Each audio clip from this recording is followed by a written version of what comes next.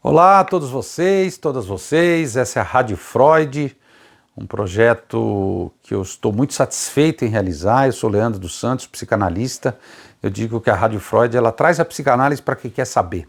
Algumas pessoas querem, outras não. Para aquelas que querem, vamos avançar. Eu gostaria de revisar alguns pontos, alguns aspectos que eu tratei nos capítulos anteriores, para que a gente possa conectar com o que eu vou falar hoje, que é um tema muito importante, que é a questão dos sonhos, que na verdade os psicanalistas, grosso modo, consideram como o real início da psicanálise. Então, voltando um pouco no tempo, o Freud era um médico, neurologista, vai fazer um estágio com Charcot em Paris, e ele, enfim, se envolve com o grupo de Charcot, as pesquisas, que estudavam as doenças dos nervos. E a hipótese do Charcot é que poderia ter acontecido algo com aquele doente, com aquele interno do hospital, que precisaria ser lembrado, algo traumático, e ele não conseguia lembrar justamente porque seria muito desconfortável, enfim, muito dolorido, por que não dizer. E o Charcot dizia ao Freud, eles lembrando, eles melhoram. Então, pela hipnose, eu consigo fazer com que o sujeito se lembre do que aconteceu e ele possa pensar com mais carinho, dividir com todos nós, enfim, desmistificar esse acontecido e ele vai estar curado e a vida vai avançar. O Freud assiste isso tudo, participa ativamente desse momento, mas ele tem uma dúvida, mas e as pessoas não hipnotizáveis? Como é que seria? Além do que, a pessoa hipnotizável, será que ela quer de alguma maneira agradar o hipnotizador? Então, ele vai em busca do professor Charcot, Martin Charcot, e Freud era um fã, é só perceber nos primeiros livros como ele fala com reverência desse grande médico francês, e o Charcot diz a ele, bom, Freud, se você não está satisfeito, crie sua teoria. E o Charcot até brinca, né, as coisas, elas têm uma vida própria, a gente tem que ficar olhando para o fenômeno atentamente até que a gente consiga extrair algo. Então ele diz, as teorias são boas, mas não impedem as coisas de acontecerem. E Freud ouve Charcot, volta para Viena, ainda jovem, casado com Marta, abre seu consultório, como qualquer médico, inclusive no Brasil, que tem dificuldade de solidificar um consultório, né, médico nesse caso, até porque o boca a boca demora um pouco, a qualidade do trabalho é de fato o que importa, e médico tem uma certa posição social, especialmente na época do Freud. Então Freud era um neurologista e ele abre o seu consultório visando ajudar aquilo que se chamava naquele momento de doentes dos nervos. E ele diz, inclusive num dos textos mais à frente, que as cidades grandes, Viena era um caso, as pessoas continuavam correndo de um lado para o outro até achar algum tipo de ajuda, não muito diferente do que vemos hoje. E Freud começa a sua prática, obviamente, trazendo algo de Paris. Então, quais são os elementos que ele traz nesse momento? Ele ainda pratica a hipnose, mesmo que em dúvida, apostando de que ao se lembrar de um trauma, a pessoa melhoraria, então seria algo ligado à memória. E depois Freud também começa a se interrogar, a se perguntar. Freud era um bom perguntador, o que fazia dele um bom cientista. Mas será que eu não estou sendo sugestivo demais, querendo encontrar um trauma de fato, querendo confirmar as minhas hipóteses? E por que as pessoas me respondem? Parece que elas falam o que eu quero ouvir. Então Freud não era ingênuo, ele ia prosseguindo, e aí ele percebe que até mesmo por tentar buscar um trauma passado, as pessoas falavam do passado. E aí Freud se dá conta, meu Deus, sempre falou da infância, sempre falou das mães, dos pais, dos irmãos, avós, avôs. E aí Freud começa a perceber que as pessoas têm uma parte delas, e ele já começa a usar o termo inconsciente. Então, nesse momento ainda, antes de 1900, Freud já atendia os seus pacientes e ele percebia que certas coisas se repetiam e ele ia anotando.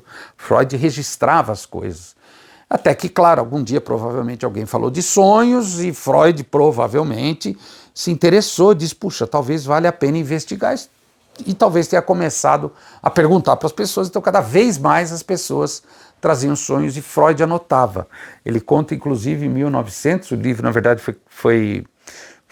ficou pronto em 1899, mas ele começou em 1895. Freud dizia, eu tenho mais de 1.500 sonhos de pacientes anotados. É uma quantidade absurda. E ele começa a desconfiar que ali teria algo importante. Então, se tem uma parte, entre aspas, né, uma parte da pessoa que ela não sabe, Freud começa a usar esse termo inconsciente, que, aliás, não é bem exclusivo da psicanálise, né? Por exemplo, você pode ir num hospital, visitar um doente e ele está inconsciente, depois ele está em coma, ele não está consciente, ou mesmo na língua comum, essa pessoa não está consciente dos direitos ou dos deveres dela. Então o resultado seria um negativo do consciente. Mas Freud, talvez, eu imagino, é uma posição minha, talvez ele já tivesse uma intenção, eu desconfio disso, já de nomear as coisas visando ampliar, vamos dizer assim, uma estruturação teórica daquele método que estava começando a partir da descoberta de outros pesquisadores, não só pelo Charcot. Então ele começa a ouvir as pessoas, ele começa, no caso ele usa o divã para que as pessoas pudessem deitar, ele pressionar as têmporas, tente se lembrar. Ele fazia muitas perguntas e ele começou a imaginar o seguinte: bom, então se tem uma parte inconsciente e uma parte consciente, talvez tenha algo aí no meio, uma coisa meio nebulosa no meio, chamado pré-consciente. E aí Freud continua a se fazer ótimas perguntas. Bom, mas será então que as coisas ficam no inconsciente? Mas por que elas se tornam pré-conscientes? E se está no pré-consciente, por que se torna consciente? Mas eu não entendo. Que dinâmica é essa? Freud começa então a perceber que havia uma lógica nisso. E ele começa a se interessar muito por essa lógica e provavelmente, imagino eu, aquilo que ele aprendeu na faculdade de medicina não ajudava muito ele. Porque o consultório dele, a prática clínica cotidiana mostrava outra coisa. Aliás, se pensarmos em termos de ciência, esse é o papel do pesquisador. É se afetar pelos fenômenos, se interrogar e principalmente não ter certezas pré-antecipadas. Não se trata apenas de repetir coisas, ele também tem que estar aberto para o novo. E aqueles pacientes traziam novidades para o Freud por volta de 1890 até 1899, quando ele lança esse livro, que é o que eu vou falar bastante hoje. Mas eu estou fazendo esse preâmbulo porque se o ser humano tem uma dimensão inconsciente e uma dimensão consciente, é plausível os psicanalistas dizerem: bom, esse ser humano é um ser humano dividido. Ele é dividido entre inconsciente e consciente. Freud, nesse momento, ainda está pensando o aparelho psíquico, esse hardware que nós temos, dessa maneira. Então ele acredita que o inconsciente seria uma parte não acessada, uma parte difícil de ser acessada. Freud não entendia, bom, mas, puxa vida, mas como que isso se dá? Né? Nesse período, um pouco antes, também ele escreve sobre a afasia, que é uma dificuldade de falar, que muitos imaginam ser uma disfunção neurológica, mas Freud desconfia disso. Espera aí, por que as palavras não saem? Essa é a questão. Ou por que elas saem mastigadas, a gagueira, por exemplo. Então Freud, ele não aceitava as coisas como uma verdade pronta, ele queria um pouco mais de tempo. Aliás, como o próprio Charcot o ensinou, fica observando o fenômeno, a coisa aparece, a coisa surge, não tenha pressa. E Freud, de fato, começou a teorizar sobre isso. Então, até 1899, Freud ainda muito jovem, já em Viena, ele vai escrevendo alguns livros e, como eu disse no capítulo passado, ele, juntamente com um sujeito chamado Breuer, um colega um pouco mais velho, eles começam a pesquisar a histeria. E aí Freud vai avançando, ele escreve um livro junto chamado Estudos sobre a Histeria, com 5 casos, mas Freud começa a escrever outros textos nesse mesmo período, a psicoterapia da histeria. Ele vai ampliando essa visão e, principalmente, ele vai adicionando elementos teóricos. Então, ele se dá conta, por exemplo, que no caso da histeria, para além do fenômeno, vamos dizer assim, visual da pessoa histérica, especialmente nas instituições, nos hospitais, ele começava a desconfiar que ali tinha um sentido. O Freud dizia: mas será? Elas reclamam de coisas, elas se queixam, elas acusam, mas isso é verdade? Isso aconteceu lá atrás? Mas como assim? E aí, já nesse momento, Freud também começa a suspeitar de que havia algo em relação à sexualidade. É importante a gente frisar que a gente está falando do século retrasado. Freud vivia numa sociedade vitoriana. Essa expressão sociedade vitoriana tem a ver, obviamente, com a Rainha Vitória, mas um período de profunda repressão na sexualidade. A igreja, especialmente a igreja católica, mas outras religiões também, tinham um poder significativo nessa época e precisavam, de alguma maneira, conter a sexualidade das pessoas, precisavam convencer as pessoas de que a sexualidade seria só para reprodução. Como a Igreja Católica se apoia muito na culpa, você não pode ter muito prazer porque você tem que sentir culpa. Então o sexo começa a ser desconectado dessa vida virtuosa, ele passa a ser uma coisa meio obscura, e aí o Freud, obviamente, já liga ao inconsciente. Bom, então no inconsciente talvez tenha coisas que foram guardadas lá. Hoje, claro, 2023 a gente sabe, Freud está falando do recalque, ou mesmo da repressão. Qualquer ditadura que toma um país, o primeiro passo é reprimir os meios de comunicação, evitar com que as pessoas se comuniquem, se falem e, claro, passem a obter uma consciência crítica, né? A ditadura não gosta disso, a ditadura gosta de ter um discurso único e, obviamente, ela não aprecia quando as pessoas pensam diferente. Então, a repressão à sexualidade nessa sociedade vitoriana era um fato, além de inquestionável, um fato importante que deve ser lembrado. Então essas mulheres eram reprimidas não só sexualmente, mas também socialmente. A gente não pode esquecer que nesse momento, por exemplo, a mulher não poderia votar. O feminismo estava começando, a mulher era quase um útero com pernas, apenas procriando, criando das crianças, criando os filhos, né, cuidando da casa, etc., a higiene. E, claro, nem todas as mulheres, de alguma maneira, aceitavam esse destino. Muitas se rebelavam. Por exemplo, nesses 5 casos de histeria, Freud trata de mulheres à frente de seu tempo. É só a gente lendo e pensando, elas seriam talvez nossas avós e bisavós hoje, quem sabe, e elas eram mulheres à frente de seu tempo. Mulheres críticas. E já iam procurá-lo, ou chegava até ele, enfim, ou ele chegava nelas, no caso da instituição, e elas tinham queixas bem, vamos dizer assim, respeitáveis. E claro, nessa época, a família, até os dias de hoje, também era um agente dessa repressão. Então essa moça não quis casar, não quis ter filho, ela provavelmente é uma louca. Degenerada, degenerescência, ela sofre dos nervos, é melhor que ela fique internada. E eu pergunto, melhor para quem? Porque as vozes dessas mulheres punham em xeque a ordem vigente. Então, nesse sentido, Freud começa a dar voz a essas mulheres, e Freud, apesar de ser, óbvio, né, um senhorzinho burguês de Viena do século retrasado, curiosamente, paradoxalmente, ele era um sujeito à frente também do seu tempo em termos de posição, claro, tomado pelo machismo da época, mas mesmo assim ele era um libertário. A psicanálise é uma prática libertária, então Freud não concordava com isso. E ele suspeitava então que se eu puder dar voz a essas mulheres, se eu puder ouvi-las, ou hoje nós dizemos, se eu puder escutá-las, talvez isso as ajude. E ele começou a fazer isso também no próprio consultório, na Bergasse Street, onde ele fica até 1937, creio, quando ele vai para Londres, claro, fugindo do nazismo, e morre em 1939 em Londres, mas ele sempre ficou na Bergasse, que é um prédio que funciona hoje, claro, o Museu Freud, e é um prédio de antes do Freud. Freud se casa e muda lá, já era um prédio que existia. Então, a gente está falando talvez de um prédio de 200 anos que foi várias vezes reformado, um prédio muito bonito. O Museu Freud é uma coisa interessante, você entra, você tem uma sensação de que o Freud está lá, é uma coisa muito bonita.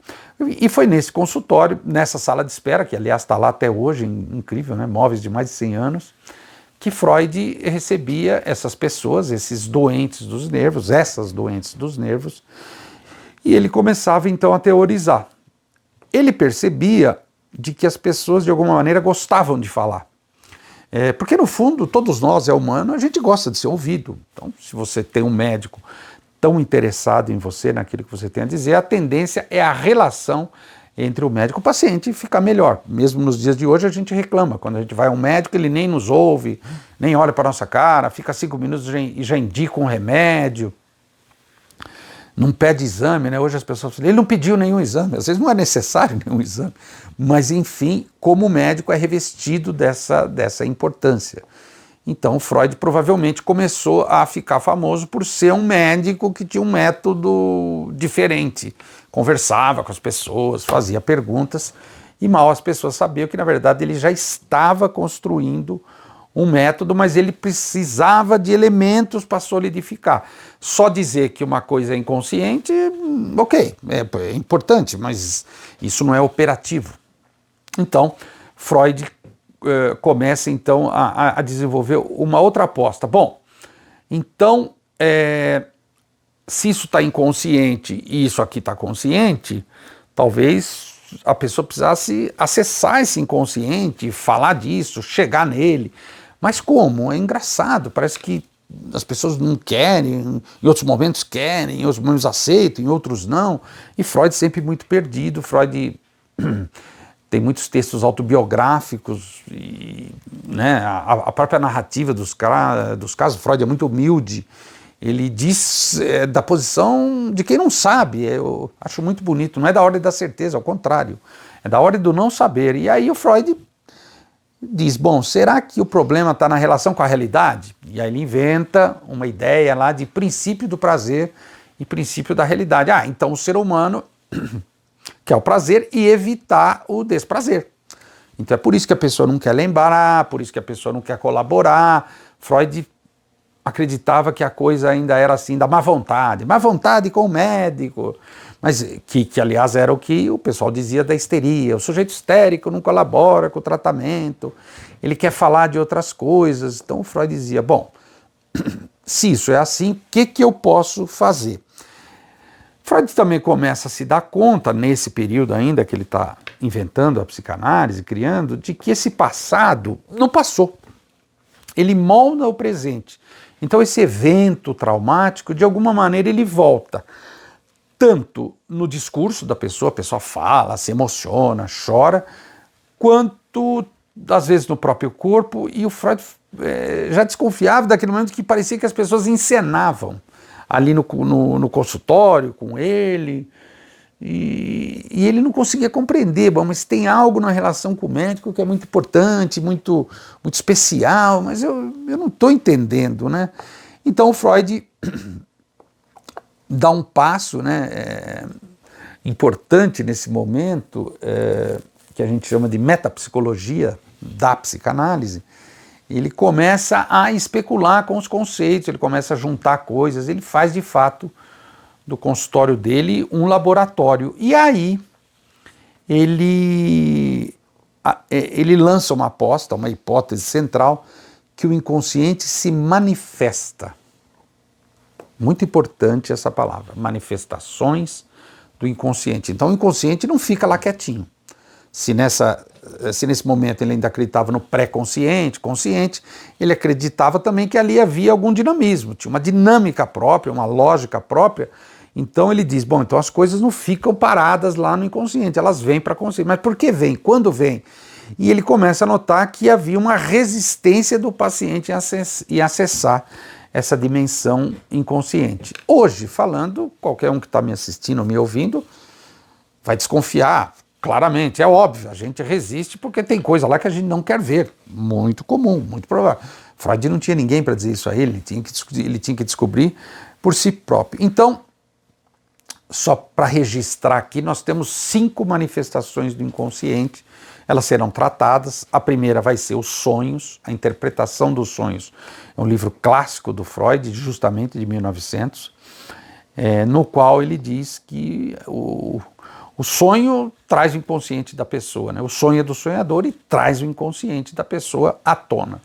Depois ele também sistematiza, logo depois, num outro texto que eu também vou abordar, de que o inconsciente está na vida cotidiana, a gente não se dá conta. Por exemplo, nos atos falhos, nos esquecimentos, nos lapsos, nas trocas. Freud disse, isso é inconsciente agindo na vida da pessoa. Ué, por que ela não poderia pensar nisso, vamos tentar entender que há uma lógica aí quando acontece esse tipo de coisa, e diz daquela pessoa. Logo depois, Freud também escreve um grande livro, outro livro muito importante, sobre os xistes, uma palavra mais da língua espanhola, né, que evidentemente foi aportuguesada. Os xistes nada mais são do que as piadas, do que o humor. E aí Freud começa a teorizar, começa a postular que, peraí, o humor tem uma parte inconsciente também, não é de graça que a gente faz xiste, faz troça, que a gente brinca com alguém, né? Ou na nossa realidade brasileira, eu gozei da cara dele. Freud fala, epa, aí tem coisa, vale pensar. E por fim, o sintoma neurótico, que nada mais é, isso eu vou ter que me deter nesse tema, é uma solução de compromisso entre aquela divisão que eu citei há poucos minutos atrás, entre consciente e inconsciente. Então, no inconsciente, nós temos coisas que dizem de um desejo. E no consciente, nesse momento, Freud ainda não tinha pensado no aparelho psíquico da maneira como nós conhecemos hoje. Ele dizia, bom, então tem alguma coisa aí que impede esse inconsciente de vir à tona plenamente. De alguma maneira, essa parte consciente tem que lutar. E dessa luta entre os dois, entre essas duas instâncias, a gente tem o sintoma. A gente diz em psicanálise sintoma neurótico. A neurose seria um subproduto dessa solução de compromisso frente à divisão. Por isso que nós somos duais, a gente quer e não quer, vai e não vai, diz e não diz, enfim, diz da divisão. E por fim, uma coisa muito específica, que aí o inconsciente se prova espetacularmente, que é na relação com o médico, que Freud já desconfiava, mas depois ele precisou sistematizar, inventar um conceito, e ele inventa esse conceito de transferência, ou seja, nós transferimos para a figura do médico personagens, enfim, que fizeram parte da nossa história, situações, nós de alguma maneira queremos resgatar uma certa atmosfera. Eu vou falar disso tudo detalhadamente. Mas então essas são as 5 grandes manifestações do consciente. No capítulo de hoje, eu vou tratar especificamente de uma delas, que é a interpretação dos sonhos. Eu até aqui imprimi alguns tópicos extraindo do sumário. Esse livro, então, é um livro de 1900, ele tem aproximadamente 650 páginas. Aqui no Brasil, originalmente foi lançado pela editora Imago. Como Freud morre em 39, em 2009, 70 anos depois, a obra dele é pública. Então, a partir de 2009, um monte de gente traduziu, tem ótimas traduções, mas a interpretação dos sonhos é um calhamaço, claro, em tamanhos maiores, eu mesmo tenho um, saiu pela Folha de São Paulo, são 400 páginas. Então, Freud não era apenas um bom perguntador, um bom pesquisador, ele também registrava e depois usava esses registros para teorizar. É importante marcar para vocês que Freud era um sujeito acima da média na questão estilística da escrita. Freud, de fato, tanto que ele ganhou o prêmio Goethe de literatura, foi indicado várias vezes para o Nobel, nunca ganhou. Eu tenho comigo que por puro preconceito da academia, mas o prêmio Goethe de literatura, de escrita na língua alemã, Freud ganhou, foi agraciado em 1930 e poucos, tem até um discurso dele, enfim, uma coisa importante. Eu estou marcando isso porque a leitura de Freud é algo muito atraente. Então, quando alguém me pergunta, Leandro, eu gostaria de começar a ler Freud, comece pela interpretação dos sonhos. Faz de conta que é uma aventura, você está seguindo um aventureiro. Siga a aventura de Freud na descoberta e na invenção dessa coisa apaixonante chamada psicanálise. Como eu disse a vocês, ele começa esse livro em 1895, 1899 ele já está pronto, só que ele só lança no ano 2000, que naquela época, imagino, foi como para nós. Aliás, acabei de cometer um ato falho, está vendo como o inconsciente está presente? Freud lança o livro em 1900, foi equivalente a nós mesmos, passamos por isso no ano 2000. Oh, meu Deus, o que será que tem de especial no ano 2000, que vai marcar a humanidade? Se todos se lembrarem do bug do milênio, né? Então, Freud, na verdade, em 1899, ele lança em 1900 esse livro, que vendeu só 400 cópias nos primeiros 8 anos. Isso está lá na nota de rodapé. Interessante, né? Hoje é um livro que vende muito bem, impressionante. Está sempre nos primeiros lugares aí dessas livrarias grandes e virtuais. Mas só vendeu 400 cópias só de fato para o público interno, porque ele foi muito disruptivo, ele foi muito atordoante. Freud fala coisas nesse livro que põe em xeque o que a gente pensa sobre os sonhos. Então vamos lá. Especialmente na língua portuguesa, na realidade brasileira, a gente tem explicações para o sonho. O sonho é uma comunicação com os mortos, o espiritismo. O sonho, ele é simbólico, sim, porque ele simboliza o que você deve jogar no jogo do bicho, tão famoso no Brasil. O sonho é fruto de congestão, você comeu feijoada e tomou manga com leite, por isso você teve pesadelo. O sonho, na verdade, ele é uma besteira, porque a gente vê uma coisa durante o dia, à noite a gente fica sonhando, tudo bobagem, não significa nada. E aí o Freud parte disso quando ele começa o livro. Bom, então, será que tem literatura científica que trata dos sonhos? E Freud, como bom pesquisador, faz uma revisão bibliográfica, então a gente encontra na religião o sonho de fartura, todo mundo sabe dessas histórias, dos personagens bíblicos, né? E aí Freud vai percebendo que as pessoas tentam tratar dos sonhos, tentam abordar, os sonhos é uma coisa mística, uma coisa dos espíritos, como eu disse, e Freud, tá ok, tem várias possibilidades, mas eu acho que não é bem isso. Eu acho que é uma outra coisa, eu acho que o sonho diz do sonhador. Então o sonho nesse sentido seria uma experiência única, seria uma experiência singular e particular. Mas Leandro, como é que você pode falar uma coisa dessa se todo mundo tem sonho que está pelado e ninguém está vendo? Tem sonho que está caindo os dentes, tem sonho que está caindo e voando de um lugar alto. Sim, verdade, eu mesmo já tive esses sonhos. Ok, a gente pode até dizer que haveria um padrão de sonhos, mas a questão é o que a gente faz com esse padrão. Então, se a gente procurar um manualzinho lá de interpretação de sonhos da banca de jornal, sonhou com cobra igual o quê? Pessoa traidora, você vai ser traído. Sonhou com você tá pelado e ninguém vê, significa que ninguém presta atenção em você, que você deveria repensar a sua relação com as pessoas. A ideia do Freud aqui era outra. A ideia era de que o sonhador pudesse falar do sonho. Então, o sonhador, ele seria aquele que, no fundo, sabe sobre o sonho. E por que Freud insiste nisso? Porque é bastante interessante como Freud já detinha uma posição ética frente ao saber do paciente. Ele sabe sobre o sonho. Porque quando a gente vai num médico, a gente espera que o médico saiba sobre a gente. Doutor, por que eu tenho essa dor aqui? Eu tô doente, o que eu tenho que fazer? Ele não vai perguntar o que você acha, o que você pensa. E Freud, sonhar com cobra para você. Não, mas o manual de sonhos diz que eu provavelmente vou ser traído. Tá, o manual de sonhos diz, mas e você, o que você acha? E aí o Freud começa a perceber que ao nutrir interesse pelas hipóteses dos próprios pacientes, eles começavam a falar mais e mais daquilo que estava dentro da cabeça deles. Então Freud diz, né, num texto autobiográfico, que ele não só aprendeu a ouvir, mas que as pessoas tinham algo a dizer.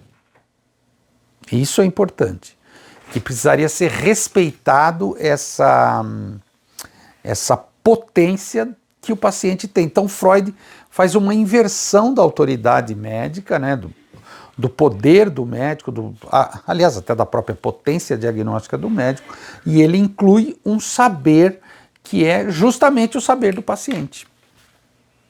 Isso é bastante interessante, e aí ele diz, bom, se eu quero provar que os sonhos dizem do sonhador, já sei, eu vou usar um sonho meu.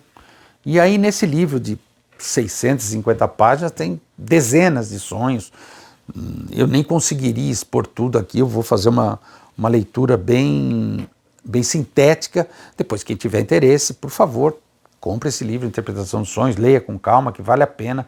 Freud é muito didático, escreve muito bem, fala fácil, é muito gostoso ler a Interpretação dos Sonhos. E aí ele traz um sonho dele, que ele diz, bom, eu tenho um método que eu estou começando a desenvolver para interpretar os sonhos, que difere desse método clássico aí de pôr um signo ou um símbolo imutável, fixo. Ele fala, não, não, não, não. Tem algo aí que a gente precisa saber do sonhador. E ele traz um sonho dele, que ele chama do sonho de Irma, que resumidamente seria, claro, uma paciente dele, que ele deu o nome de Irma, e essa paciente foi indicada, enfim, por alguém da família e tal, e ele trata dela e ele fica com dúvida, mas será que eu ajudei a Irma? Ela tinha uma coisa na garganta, etc, ela tinha umas dores, puxa vida, né? E ele vai viajar com a família, por coincidência, que indicou essa Irma para ele, e ele pergunta, oh, puxa, e a Irma? Não a vi mais, e como é que ela tá? Ela melhorou? E o cara, não, Dr. Freud, ela está indo em outro médico. E o Freud fica tocado por isso, e aí ele sonha naquela noite sobre isso, que ela mostrava a garganta a ele, e dizia que ela tinha uma dor que não melhorava, e ele de alguma maneira tenta colocar a culpa nela, mas você não fez o tratamento.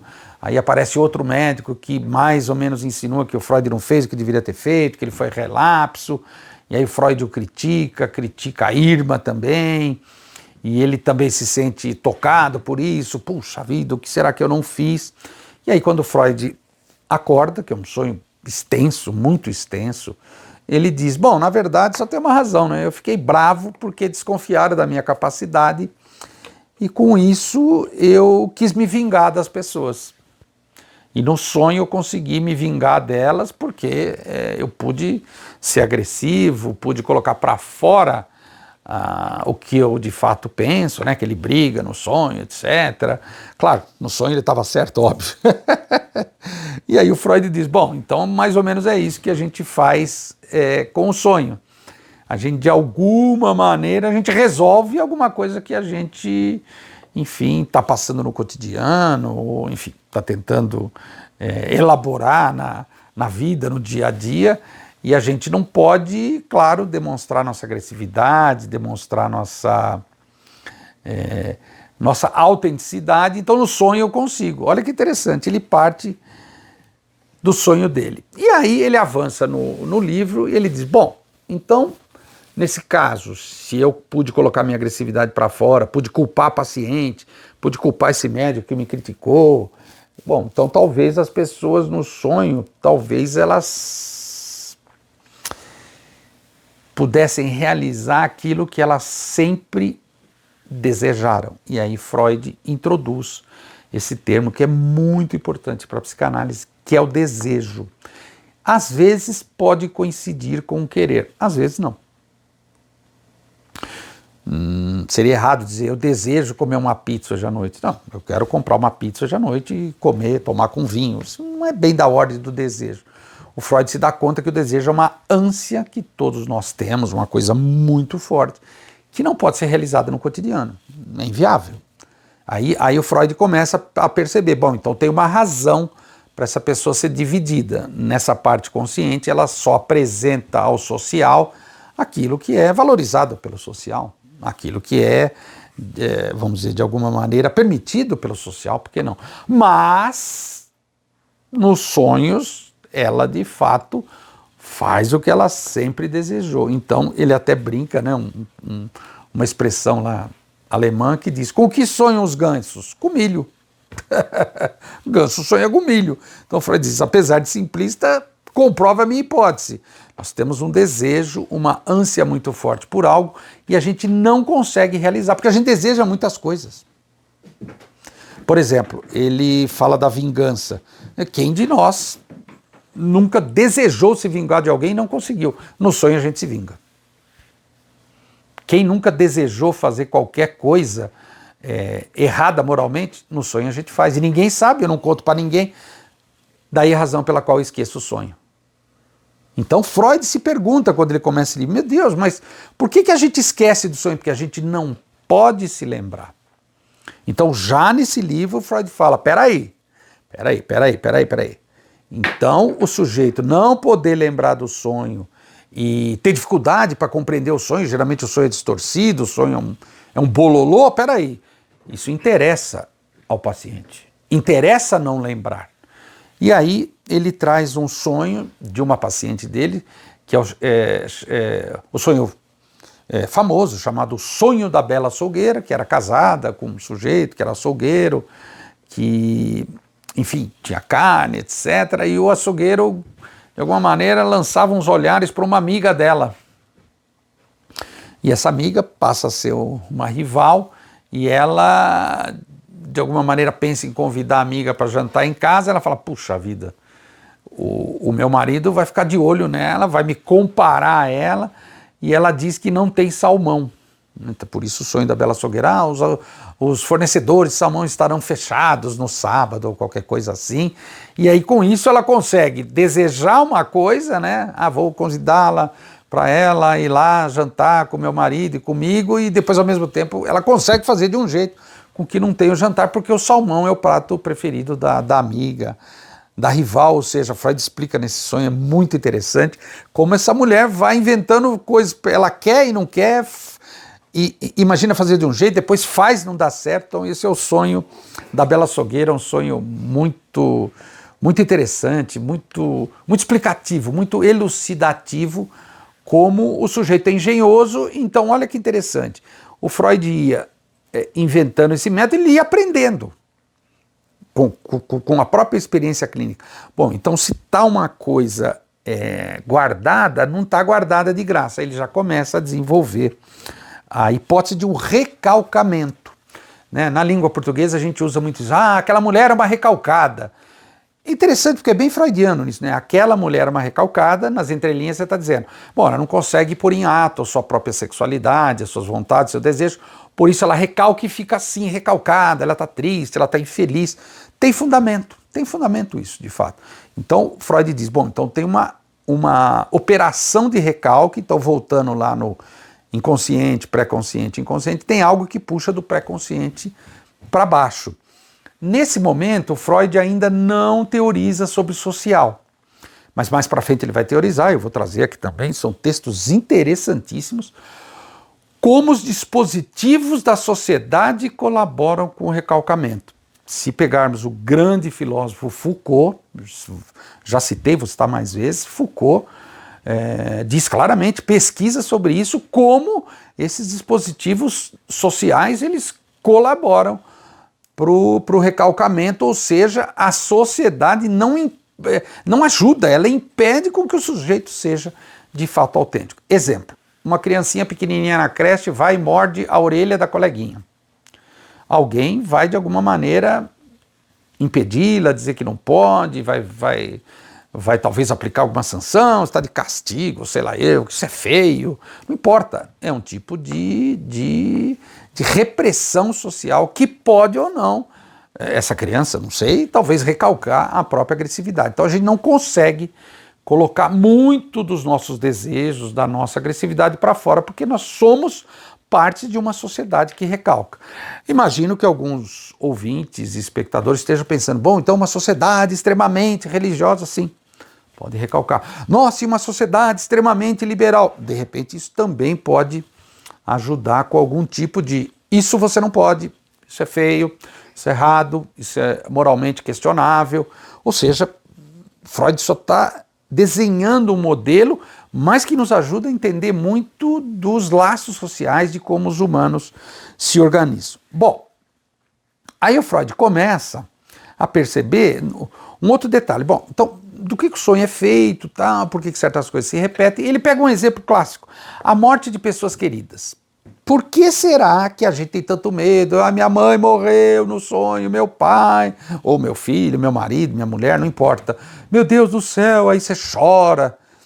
Freud se pergunta se, na verdade, não é uma coisa dúbia, se às vezes essa culpa, porque se a pessoa morreu, não tem por que você sentir culpa. Ué, mas sua mãe morreu. Mas eu me sinto muito culpada, Dr. Freud, e ele começa a se perguntar, será que no fundo, lá no inconsciente, ela não desejaria a morte dessa mãe? A morte dessa pessoa querida? E quando isso eventualmente acontecesse, claro, metaforicamente no sonho, ela sentisse culpa no sonho? Uma culpa que às vezes permanece mesmo após a pessoa acordar durante o dia. Chega na sessão, super culpado, muito comum isso. Oh meu Deus, minha mãe morreu. Às vezes a pessoa deseja a morte. Às vezes a pessoa deseja a morte de um marido ou de uma esposa para ficar livre. Bom, se ele morreu, ela morreu, eu sou viúva. Perante a sociedade, vai dizer, agora eu sou uma pessoa livre, posso casar de novo. É interessante. É interessante a coragem do Freud de dizer isso num livro em 1900. Vocês podem imaginar a repercussão disso no meio científico. Então, Freud não era bem visto. Porque ele trazia essas hipóteses e ele tinha uma honestidade intelectual muito forte.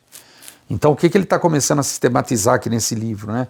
Os sonhos dizem de uma dimensão, ele dizia, o sonho é a via régia do inconsciente. Então, o sonho é a realização de um desejo insatisfeito.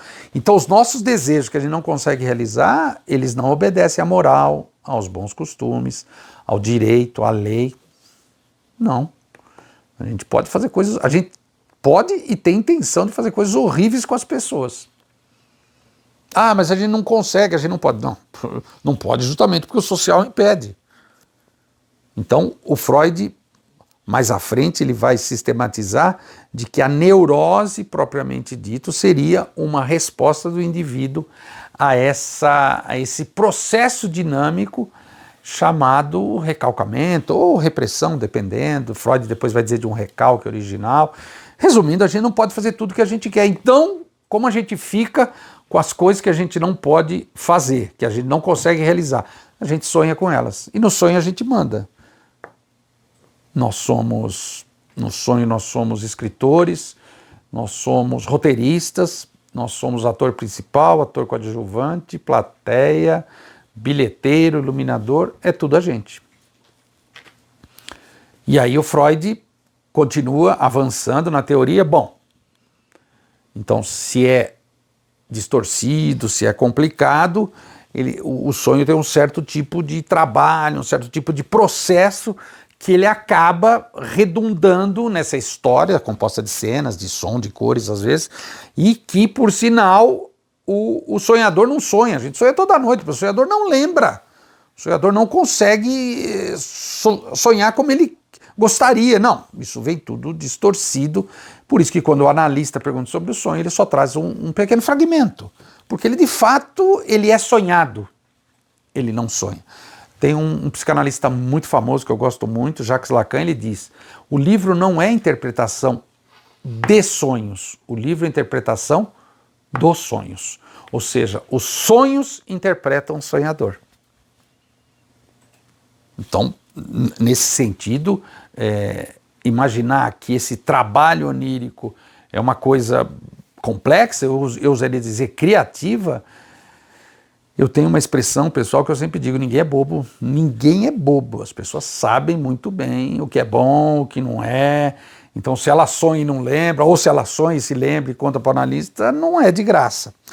Então, o Freud encerra esse livro dizendo que é um processo onírico, né, que tem uma dimensão psicológica. Então, o sonho é uma questão de fato psicológico, uma questão de desejo. E aí fica meio óbvio, né, finalizando, o Freud volta, retoma algumas coisas, eu vou retomar aqui também. Então agora fica mais claro por que a pessoa não se lembra do sonho, porque a pessoa não consegue entender o sonho, por que ela precisa trabalhar interpretando o sonho, é ela que vai interpretar, nem tanto o analista. Claro que o analista dá os seus pitacos, óbvio, mas no fundo é o sonhador. Então é mais fácil dizer que o sonho é uma tolice, que o sonho é uma bobagem, que os sonhos eles são derivados de congestão, de doenças, né? Freud até fala disso. O sujeito está doente, muda o sonho, o sujeito está profundamente deprimido. Sim, sim. Aliás, recentemente eu vi um livro sobre sonhos na pandemia. Então, o sonho não é uma coisa tão simplória. O sonho diz do sonhador, o sonho é uma coisa importante, e mais ainda, se o sonhador tiver a coragem de acessar os próprios sonhos, ele vai saber mais dele. Não dele como ele gostaria de ser, como ele supõe. Ele vai se apropriar de um eu que talvez o surpreenda. Entretanto, importante frisar, se ele tiver coragem de se apropriar desse eu, por que não dizer dos seus desejos, ele fica mais forte, mais honesto consigo mesmo, mais realista. Por que não? mais realista. Porque, no fundo, por exemplo, essa questão da vingança que eu citei, todo mundo deve ter suas histórias. Lá na escola eu deveria ter feito tal coisa, eu sou um idiota ou uma idiota, eu deveria ter me vingado desse menino, dessa menina. Ok, em tese sim, mas a gente não pode fazer tudo que a gente imagina, porque assim o outro também teria esse direito, a gente não conseguiria viver em sociedade, a gente se mataria uns aos outros, né? Por que essa questão, 20 anos depois, ainda está pulsando dentro de você? Então, o Freud diz, bom, o que acontece lá atrás, então, é de fato importante para aquela pessoa. Mas será mesmo que aconteceu? Porque se o sonho é a realização de um desejo de resolução, talvez, de algo que aconteceu lá atrás, o sonho é da ordem da fantasia. A pessoa põe palavras ali para o analista, tanto que o analista normalmente pede para ela repetir o sonho 1 ou 2 sessões depois. Lembra daquele sonho? Me conta de novo. Totalmente diferente. Quem conta um conto aumenta um ponto, como diria o ditado aqui brasileiro. As pessoas mudam, adicionam coisas, tiram coisas, ué. Então o sonho não pode ser tomado no concreto, o sonho é uma grande metáfora. Talvez o que aconteceu lá atrás na escola, hipoteticamente, esse desejo de vingança, pode ser também tomado metaforicamente. Talvez quem tenha assistido a cena diria, não é nada disso, é você que está preso nisso. Então, quando Freud lança esse livro, ele quer mostrar para as pessoas, para os pacientes e para os médicos também, claro, a comunidade científica, de que essa dimensão do inconsciente, então, ela é, além de ser muito importante, ele diz, não fui eu que inventei o inconsciente, os poetas, os literatos já trouxeram com brilhantismo, e aí Freud cita um monte de gente, Dostoiévski, por exemplo, você lê Dostoiévski e fala, meu Deus, né? O filósofo Schopenhauer, que é um filósofo super importante para o Freud, Goethe, Freud cita esses autores dezenas de vezes, e você lê e diz, puxa vida, caramba, o cara está falando do inconsciente mesmo, não da maneira como Freud está sistematizando nesse momento, e eu estou trazendo aqui nesse projeto também de maneira bem acessível, de maneira linear, tentando amarrar com o nosso cotidiano. Porque, na verdade, o sonho, claro, é uma atividade onírica que a gente tem deitado lá quando a gente pega no sono, quando a gente começa a dormir, mas por que será que a gente ainda está ativo? Então, quando eu durmo, eu não estou inconsciente, pelo contrário. Eu estou, na verdade, muito ativo, comigo mesmo. E ninguém tem acesso a isso se eu não disser, se eu não falar. Então, Freud fala, poxa vida, então, esse tratamento que eu estou inventando é um tratamento calcado na palavra. Então, quando você vai no analista, não tem remédio, não tem massagem, não tem operação, não tem nenhum tipo de intervenção no corpo, é sempre na palavra. E, claro, mais à frente eu vou dizer também, na relação transferencial com o médico, no caso, o psicanalista. Freud, então, aqui está inventando a psicanálise, ele vai parando de usar termo médico, ele diz, não, a psicanálise não é exclusividade dos médicos, o psicanalista. Então, surge o psicanalista também. Então, na relação transferencial com o psicanalista, a palavra é privilegiada. Se uma pessoa me procurar e não falar nada, eu não tenho como ajudá-la. Mas isso nunca aconteceu, quase 30 anos de profissão. Todo mundo acha, não tenho nada para falar hoje, eu sempre brinco, são as melhores sessões. A pessoa não para de falar. Porque ela acha que ela não tem nada para falar, porque na verdade ela está temendo o que ela tem para falar, porque ela também vai se ouvir, ela não é surda, óbvio, e ela vai pensar naquilo que ela ouviu. Então, meu Deus, é melhor dizer que não tem nada. São as melhores sessões. Agora, eu destaquei aqui também, aqui nos meus alfarrábios, um trechinho do Freud, desse livro, que é tão preciso e que eu quero burilar um pouquinho, a gente já está chegando ao final do capítulo, um trechinho do Freud, até pus entre aspas, claro, porque a frase é dele, que eu acho que explica tão bem, eu acho que justifica tão bem essa hipótese de que o inconsciente é uma dimensão dentro de cada um de nós, e ele se manifesta, ele sai para fora, e os sonhos talvez sejam uma das partes mais importantes para sabermos de nós mesmos, para sabermos do nosso inconsciente. Então vamos lá. Abre aspas. Grosso modo, porém, o uso comum trata os sonhos, acima de tudo, como abençoados realizadores de desejos. Sempre que vemos nossas expectativas ultrapassadas por um acontecimento, exclamamos em nossa alegria: eu nunca teria imaginado tal coisa, nem mesmo em meus sonhos mais fantásticos. Vou repetir esse finalzinho. Eu nunca teria imaginado tal coisa, nem mesmo em meus sonhos mais fantásticos. Então, por que eu destaquei essa frase e deixei ela para o final? Vamos pensar um pouquinho. A pessoa que fala isso, ela está dizendo assim: eu poderia ter imaginado isso. X, qualquer coisa. Nossa, você viu? Nossa, eu nunca teria imaginado isso após um evento espetacular na vida. Nem mesmo em meus sonhos mais fantásticos. Então ela está dizendo o quê? Então eu tenho sonhos fantásticos. E nesses sonhos fantásticos acontece o quê? Pensando freudianamente, a realização de um desejo insatisfeito. Então a pessoa se dá conta, ela teria um grande prazer de realizar esse desejo. Pois bem, ok, interessantíssimo. Mas por que ela não tenta realizar esse desejo, ou ela não lida com isso, pensando sobre ele, trazendo a consciência, que é o que acontece dentro de uma análise? Por que ela não tenta agir na vida cotidiana dela? Então, fazer análise não é simplesmente você contar, vou te contar o meu sonho, ou vou te contar o que aconteceu essa semana. Não é só isso. Isso é importante, claro. Afinal, se ela elegeu esse ou aquele tópico, é importante que ela fale disso. Essa é a ideia. Mas espera aí. Por que ela não age para mudar as coisas? Por que ela não age para, vamos dizer assim, ir atrás daquilo que ela sempre quis? Por que ela não age para tentar realizar, tornar real coisas que estão no plano das ideias? O plano das ideias, né, as nossas aspirações, os nossos objetivos, eles são sonhos também, sonhos acordados, devaneios. Uma vida sem sonho é muito triste, nossa, é muito triste. Então é importante sonhar, mas também é importante realizar. Então o Freud começa com isso, a inventar um tratamento que leva a pessoa a falar, a dizer, ok, escutar o Freud, se escutar, perfeito, mas leva também a agir. Então não adianta nada você ir no analista se ao sair de lá e fechar a porta e voltar na outra semana não fizer nada pela sua vida. Tem que ter uma atividade motora. E isso é um elemento importante no tratamento, e eu gostaria de destacar agora, né? Leandro, como é que você sabe que uma análise está funcionando? Pela vida da pessoa. Se a vida da pessoa começa a se modificar, se transformar, se ela mesma, meu Deus, eu estou diferente, nossa, está acontecendo um monte de coisa boa, puxa vida, meu Deus, a análise está mudando minha vida. Não, quem está mudando a vida é ele.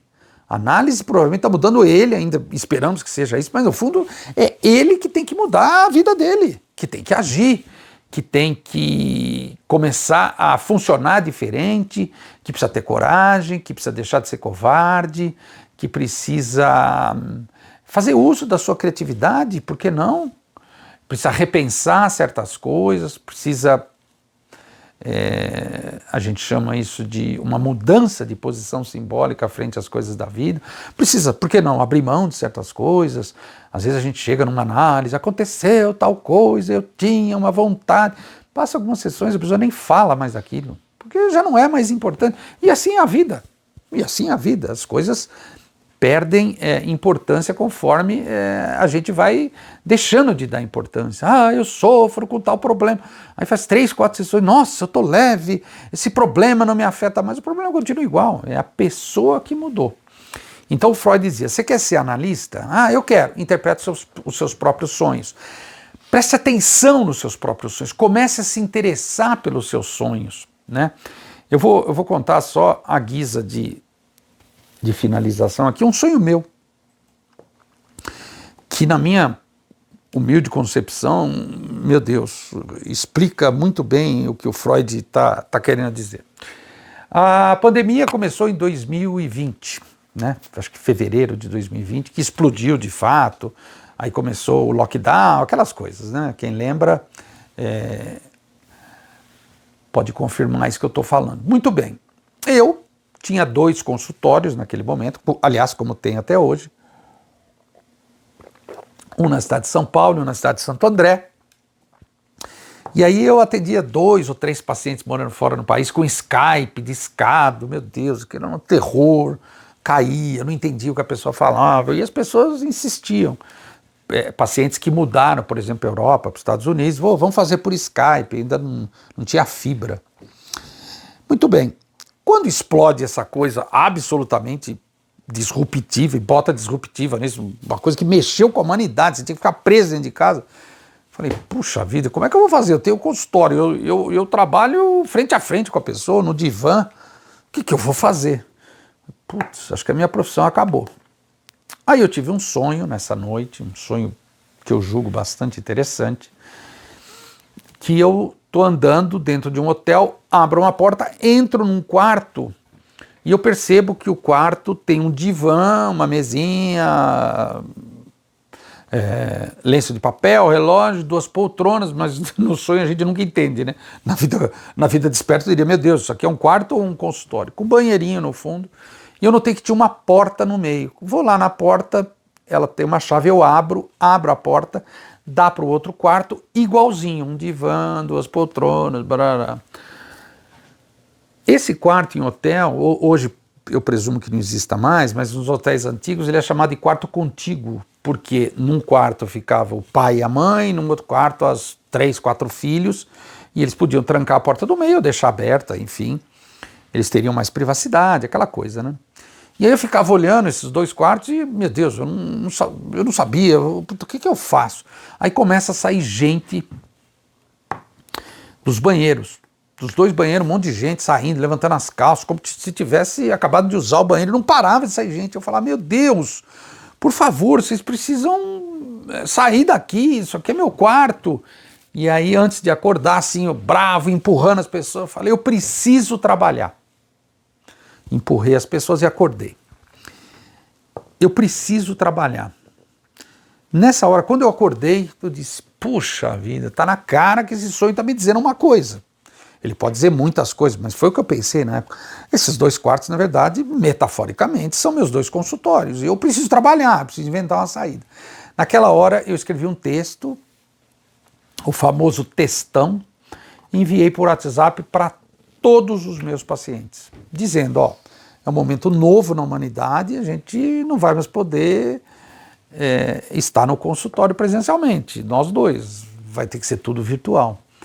E aí, para minha surpresa, pelo menos 80% dos pacientes, ok, Leandro, vamos manter o mesmo horário, vamos usar o Zoom, logo depois eu já consegui a fibra, né, que melhorou muito e consegui enfim, uma plataforma que, aliás, eu recomendo, chamada Whereby, é muito interessante, melhor que o Zoom, na minha opinião, e nunca mais parei de atender virtualmente. E aí, ao contrário, ao invés de eu perder minha profissão, a demanda explodiu, comecei a atender gente do mundo inteiro, e resultado, hoje, quase 3 anos depois, voltei para os meus 2 consultórios, ok, mas o maior consultório meu hoje é o consultório virtual, porque eu posso atender gente de qualquer lugar e com essa plataforma, e hoje com fibra, a qualidade é impressionante. Então, esse sonho comprova a ideia do Freud, né, que o sonho tem que te fazer agir. Então, quando eu acordei, eu pensei comigo, bom, se vale para os meus pacientes, vale para mim também. O sonho está dizendo, haja, meu querido, senão a coisa vai pegar. Se você não agir, de fato, sua profissão vai acabar. E os pacientes tiveram cabeça aberta, tiveram boa vontade, provou também que tem uma boa relação, claro, transferencial com eles todos, e a coisa caminhou. Então foi algo totalmente inesperado, algo complicadíssimo, continua sendo complicado, inventar uma nova forma de laço com o paciente, agora mediado pela tecnologia. Mas de nada adiantaria a tecnologia se eu não agisse. Então, os sonhos são fascinantes, é uma delícia aqui o que eu falei, quem puder ler o livro vai gostar muito, mas é você que tem que agir, senão sua vida não muda. Essa é a Rádio Freud, eu sou Leandro dos Santos.